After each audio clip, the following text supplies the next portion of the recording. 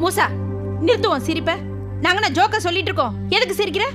நீங்க சொன்னது என்ன பொறுத்த வரைக்கும் ஜோக்கு தான். டேய், நீ ரொம்ப அதிக பிரச்சனை தான் பேசுற. பெரியவங்க சொல்றது கேளு. இளங்கன்று பயம் அறியாதுன்னு சொல்லுவாங்க. ஏன்டா அவனை திட்டுற? நீங்க எல்லாரும் ஏன் இப்படி பயப்படுறீங்கன்னு எனக்கு தெரியல. பூதலோகத்துல ஒரு பூச்சி நுழைஞ்சா கூட அது என்ன கொல்லத்தான் நுழைஞ்சிருக்குன்னு நீங்களே ஏன் கற்பனை பண்ணிக்கிறீங்க? சாதாரணமா தான் குழந்தைய ஈ எறும்பு கூட கடிக்காம பாத்துக்கிறவ தான் தாய். வருங்காலத்துல பூதலோகத்தையே ஆள போற உனக்கு எத்தனை எதிர்ப்புகள் இருக்குன்னு உனக்கு தெரியும். அப்படி இருக்கும்போது நாங்க காத்து வேகமா அடிச்சா கூட அது ஏன் வேகமா அடிக்குதுன்னு யோசிக்கிறதுல என்ன தப்பு இருக்கு? நியாயம்தான். ஆனா நீங்க எல்லாரும் பயப்படுற அளவுக்கு நான் ஒன்னும் சாதாரண குழந்தை இல்லையே. ராஜ பரிபாலனம் பண்ற அளவுக்கு சகல சக்திகளோடையும் திறமைகளோடையும் தானே நான் பிறந்திருக்கேன். எனக்கு நீங்க வேத விவாதங்களையும் சாஸ்திர சம்பிரதாயங்களையும் இந்த வயசுலயே எனக்கு நல்ல முறையில கத்து கொடுத்திருக்கீங்க. அப்படி இருக்கும்போது என்னை பத்தி நீங்க ஏன் இவ்வளவு பயப்படுறீங்கன்னு எனக்கு புரியல. எல்லா சக்தியும் திறமையும் இருந்தும் ஒரு சாதாரண முனிவரோட சாபத்தினால சக்திகளை இழந்தியே. அந்த மைதின் சாபத்தை நீ மறந்துட்டியா? மறக்கல பாட்டி. நான் சக்தி இழந்தது மைதீனோட சதியால தான். ஆனா இழந்த சக்திய என்னால திரும்ப பெற முடியும்னு நான் நிரூபிச்சது என் திறமையோட அங்கம் தானே. மூசா, உன்னோட திறமைகளை இழந்ததற்கும் திரும்ப பெற்றதற்கும் இடைப்பட்ட காலத்துல நம்ம எதிரிகள் உனக்கு எது வேணா செய்திருக்க முடியும் மூசா. அந்த நேரத்துல தானே மைதீன் உன்னை கொல்றதுக்காக அத்தனை முயற்சிகளும் செஞ்சான். ஆனா முடியலையே. தலை போற ஆபத்து வரப்போ செஞ்ச தான தர்மங்கள் தடுத்து நிறுத்தும். அது விதி. மூசா, பயத்தை பதில் முறியடிக்கலாம், வரக்கூடிய ஆபத்தை தோற்கடிக்க முடியும்னு சொல்ல முடியுமா? இன்னைக்கு மைதீனுக்கு சப்போர்ட்டா பூதலோகத்துக்கு வந்திருக்கிற மந்திரவாதி லீ சுவாங் சாதாரண ஆள் இல்லைன்னு அப்துல் வந்து சொல்லிட்டு போயிருக்கான். நீங்க பெருசா சொல்லிக்கிட்டு இருக்கிற அந்த லீ சுவாங் என்கிட்ட தோத்து போன விஷயத்த நான் உங்ககிட்ட முதல்லயே சொல்லியிருந்தா நீங்க இவ்வளவு தூரம் பயந்திருக்க மாட்டீங்கன்னு நினைக்கிறேன்.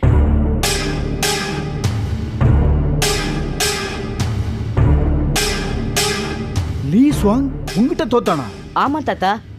அவன் என்கிட்ட தோத்தது மட்டும் இல்ல, அவனுக்கு உயிர் பிச்சை போட்டதும் நான் தான். எப்படி மூசா? சொல்றேம்மா.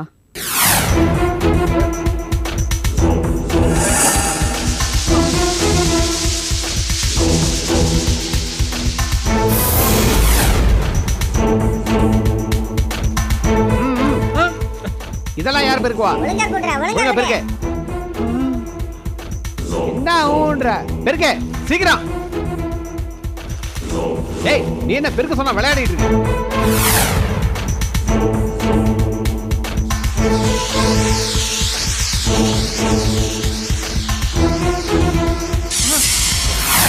என் பேர் என்ன பேரன்தான். அந்த லீ ஸ்வான் ஏதாவது பண்ணுவானோன்னு பயமா இருந்தது. இனிமே எனக்கு அந்த கவலையே இல்ல. அத்தை, எனக்கு இப்பதான் சந்தோஷமா இருக்கு. இனி மூசாக்கு எந்த ஆபத்தும் வராது. ஏண்டா ராசா, இதை ஏண்டா இத்தனை நாளா என்கிட்ட சொல்ல? சொல்லியிருந்தா அந்த பூமியே குலுங்குற அளவுக்கு பெரிய ஏற்பாடு பண்ணிருப்பியோ?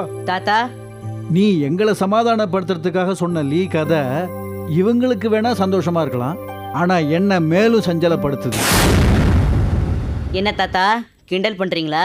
இப்பவே மைதீன் நமக்கு எதிராக செய்யற சதிகளை நம்மால கடைசி நேரத்துல தான் முறியடிக்க முடியுது.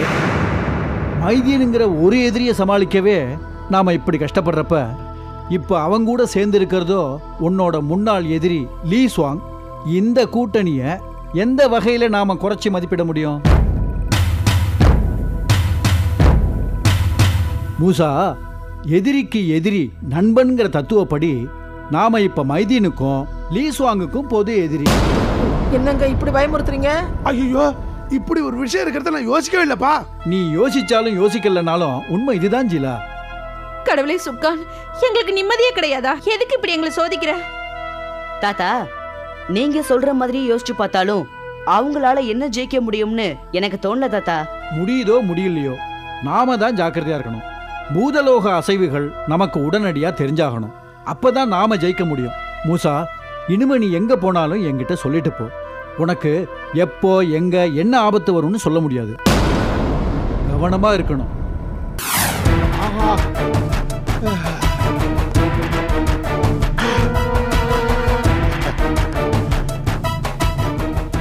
அமைச்சர்களே, யாகத்திற்கான ஏற்பாடுகளை சிறப்பாக செய்ய வேண்டும்.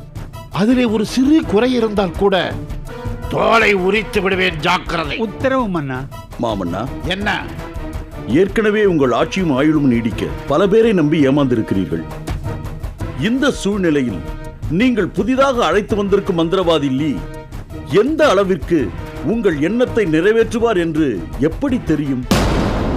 அதோடு லீயின் தோற்றமும் பேச்சும் செயலும் நல்ல நட்பின் வெளிப்பாடாக தோன்றவில்லை. இவரை நம்பி நீங்கள் மீண்டும்... போதும், நிறுத்துவன் பிதற்றலை. இங்கே இருக்கும் எவராலும் எனக்கு உருப்படியான எந்த உதவியும் இல்லை. நானாக முயன்று எனக்கு உதவ ஒருவனை கொண்டு வந்தால் அவனையும் குறை கூறுகிறீர்களா? இல்லை மன்னா, இல்லை. உதவ வந்தவன் உத்தமனாக இருக்க வேண்டும் என்றே நாங்கள் விரும்புகிறோம். ஆமாம் அண்ணா, லீயின் கண்களை பார்த்தால் படமெடுத்து நிற்கும் பருவப்பாம்பின் விஷ விழிகளே நினைவுக்கு வருகிறது. அவன் ஒரு வளர்ந்த நரியின் நகலைப் போலவே இங்கு நடமாடிக் கொண்டிருக்கிறான் மன்னா. அவனால் உங்களுக்கு நன்மை பயக்கும் என்ற நம்பிக்கை எங்களுக்கு இல்லை. ஓஹோ, நீங்கள் அழைத்து வந்த அந்த மாயா மட்டும் உலக உத்தமனாக நல்லவனாக நட்பின் சின்னமாக காட்சி தந்தானோ? அயோக்கியனை அழைத்து வந்து என்னை அழிக்க பார்த்த உங்களுக்கு நான் அழைத்து வந்து லீயை பற்றி விமர்சனம் செய்ய எந்த உரிமையும் இல்லை, தகுதியும் இல்லை. நான் முடிவு செய்து விட்டேன். லீதான் என்னை காப்பாற்றப் போகும் பரம்பொருள். ஆகாய கோட்டை கட்ட புதைக்குழியில் பூமி பூஜை போடப் போகிறீர்களா மன்னா? இல்லை, என் மனம் விரும்பும் மாளிகைக்கு அரணமைக்க நான் ஒரு மலையை தேர்ந்தெடுத்திருக்கிறேன். புயல் அடித்தாலும் பூகம்பம் வந்தாலும் அந்த மலை என்னை காப்பாற்றும். லீ என்னை காப்பாற்றுவார். போதும் உங்கள் ஆலோசனையும் அறிவுரையும். வாயை மூடுங்கள். மன்னா, உங்களுடைய நம்பிக்கை வீண் போகக்கூடாது என்பதே எனது பிரார்த்தனை. இருந்தாலும் நம்முடைய மனச்சாந்திக்காக நமது குலதெய்வம் சுக்கானிடம் ஒரு வார்த்தை. சுக்கான் என் குலதெய்வமா? அப்படி ஒரு குலதெய்வம் இருந்ததையே நான் மறந்து விட்டேன். இப்போது என் குலதெய்வம் லீஸ்வான் தான். நான் லீயைத்தான் வணங்குகிறேன். விவாதிப்பதை விட்டுவிட்டு யாகத்திற்கான வேலைகளை பாருங்கள்.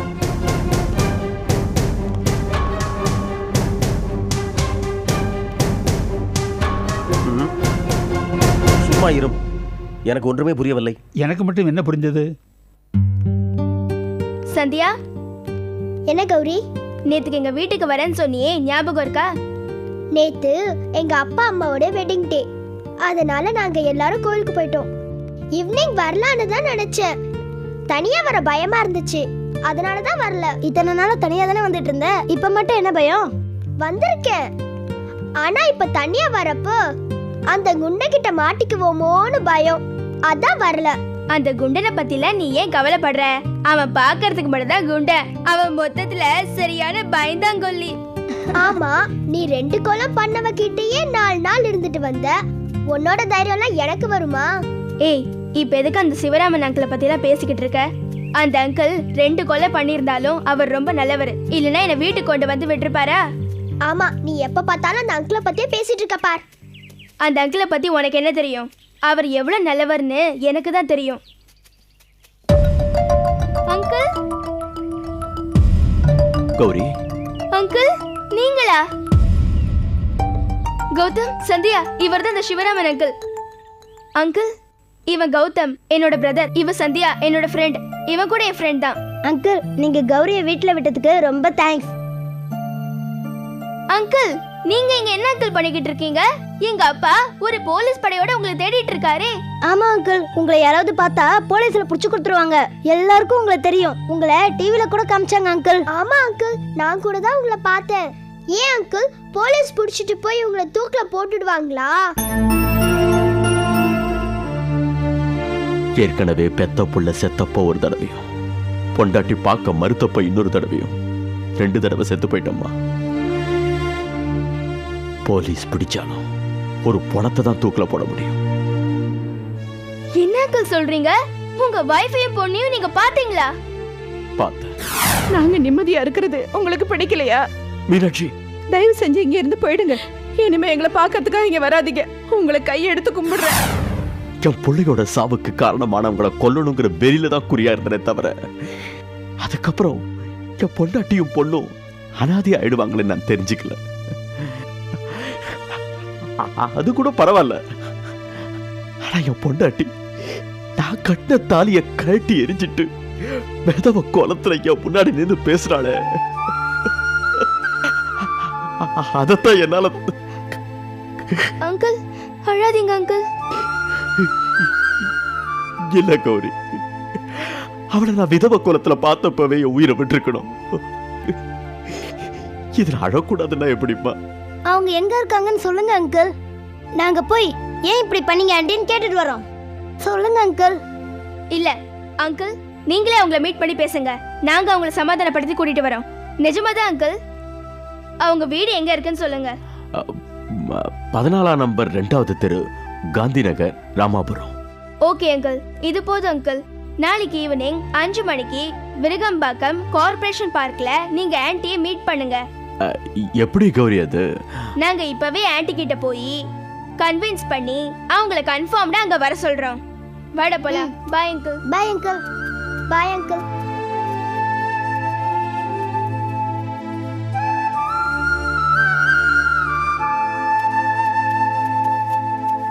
சரி, சீக்கிரமா நம்ம ஆன்ட்டியை மீட் பண்ணி பேசலாம். அதெல்லாம் ஒண்ணு வேணாம். நான் மட்டும் போய் சிவராமன் அங்கிள் ஃபேமிலிய மீட் பண்ணிட்டு வரேன். ஏன்? அவங்களோட நிலைமை அப்படி. சொன்ன புரிஞ்சுக்கோடா. கேள்வி மேல கேள்வி எல்லாம் கேட்காத. இந்தா. சரி, எல்லாரும் கிளம்புங்க. நான் மட்டும் போயிட்டு வந்துடுறேன். சரி.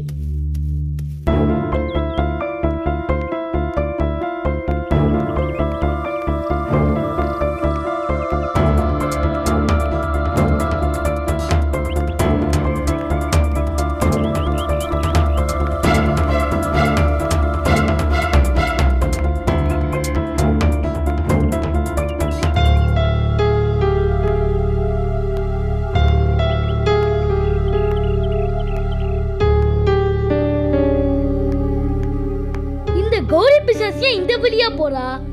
இந்த வழியில அவளுக்கு வேலையே இல்லையே. இவ எங்க போனாலும் நம்ம வீட்டுல புளிய கரைக்குது. எதுக்கும் அவளை ஃபாலோ பண்ணி பாப்போம்.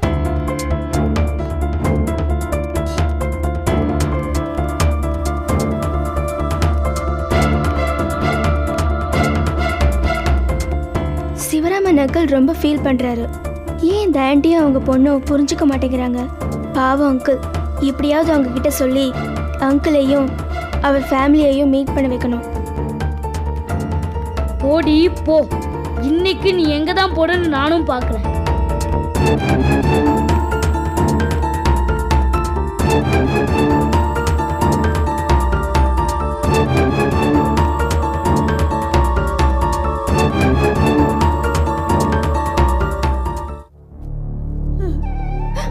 அப்பா வந்தப்போ திட்டி அனுப்பிச்சிட்டு இப்ப ஏமா அப்பாவை நினைச்சு அழுதுட்டு இருக்க? என்னால உன்னை புரிஞ்சுக்கவே முடியலம்மா. என்னடி சொல்ற? அவரை திட்டி அனுப்பாம உட்கார வச்சு சமைச்சு போட்டு அவர் சாப்பிடறத பார்த்து சந்தோஷப்பட சொல்றியா? என்னம்மா பாக்குற? அப்பா எப்படி நம்மளை தேடி வருவாருன்னு போலீஸ்காரங்க மாறு வேஷத்துல எங்க போனாலும் நம்மளையே கண்காணிச்சிட்டு இருக்காங்க.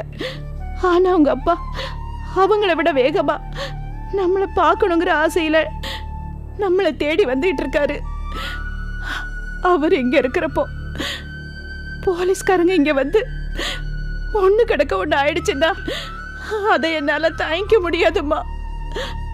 அதான் உங்க அப்பா இங்க வரக்கூடாதுங்கிறதுக்காக அவரை வெறுக்கிற மாதிரியும் தாலி அறுத்துக்கிட்டு அவர் செத்து போயிட்டது மாதிரியும் நான் நடிச்சுக்கிட்டு இருக்கேம்மா. புருஷன் நல்லபடியா நீடூழி வாழணுங்கிறதுக்காக தாலி பூஜை பண்ற பொம்பளைங்களை தனி பார்த்திருப்பேன். ஆனா நான் என் புருஷன் நல்லபடியா தீர்க்காயுசா இருக்கணுங்கிறதுக்காக தாலியை கழட்டி வச்சுட்டு விதவையா நடிச்சுக்கிட்டு இருக்க.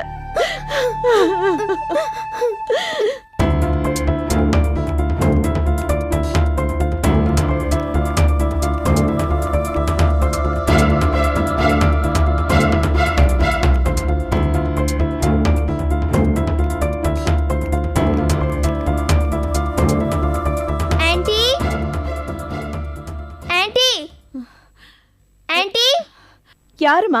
உள்ளவா.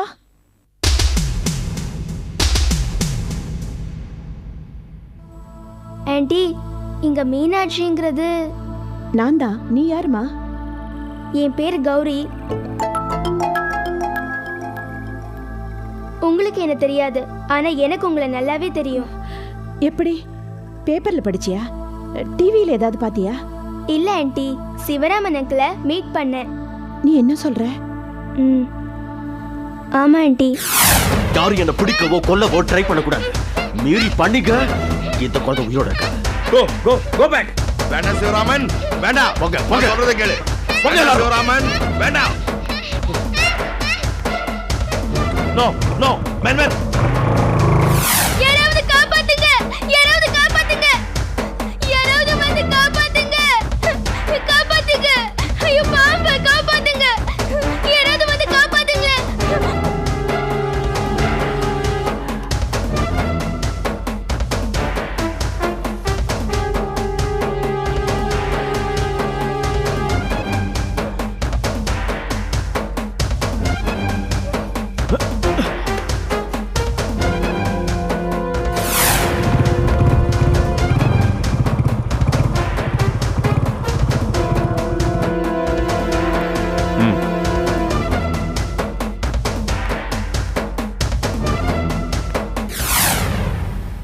ஒரு எறும்புக்கு கூட துரோகம் நினைக்காத என் புருஷனை நீ புரிஞ்சுக்கிட்ட. ஆனா அந்த பாழா போன போலீஸ்காரங்க புரிஞ்சுக்கலையேம்மா. போலீஸ்காரங்க புரிஞ்சுக்கலையேன்னு நீங்க வருத்தப்படுறீங்க, நீங்க புரிஞ்சுக்கலையேன்னு அங்கிள் வருத்தப்படுறாரு ஆண்டி. என்னம்மா சொல்ற? அவரை நான் புரிஞ்சுக்கலன்னு வருத்தப்பட்டாரா? ஆமா ஆண்டி, அத்தனை போலீஸ்காரங்களையும் ஏமாத்திட்டு அவர் தன்னோட உயிரை பத்தி கூட கவலைப்படாம ஆசையோடு உங்களை பார்க்க வந்தப்ப நீங்க அவர்கிட்ட முகம் கொடுத்து ஒரு வார்த்தை கூட பேசலையாமே. அவர் எவ்வளவு வேதனைப்பட்டார்னு உங்களுக்கு தெரியுமா? ஐயோ கடவுளே, இவருக்கு நான் எப்படி புரிய வைப்பேன்னு எனக்கு தெரியலையம்மா.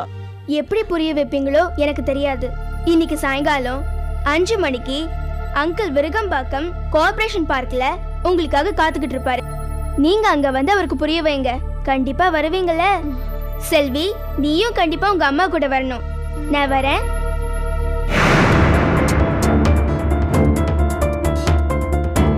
என்னம்மா, என்னாச்சு? ஒன்னும் இல்ல ஆண்டி, நான் வரேன் செல்வி.